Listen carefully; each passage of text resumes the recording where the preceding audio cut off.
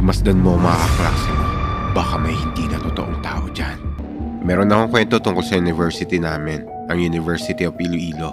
Hindi ko alam kung totoo to pero second year college ako nito, from the Department of Education or EDUC. Nang araw na to, unang klase namin sa prof namin na to.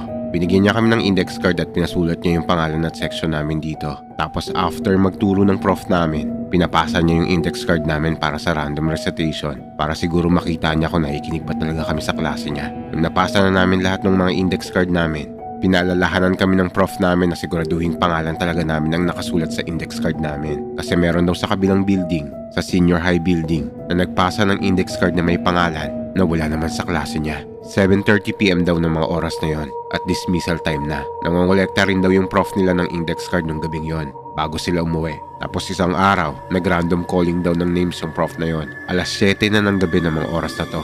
Pagkatawag daw ng prof nila sa pangalan na yon, Ana Marie de la Cruz. Walang tumayo. Nagtinginan daw ang lahat ng klase kung sino yung pangalan na yon. Kaya para raw makasigurado, tinignan ng prof nila yung class list ng buong klase at wala nga ganung pangalan sa klase niya. Dito na raw nagtaka yung prof nila at tinanong na sila kung may nakasama raw ba silang ganung pangalan. Biglang may isang estudyante ang nagsalita. Ako sir, nakita ko na yan.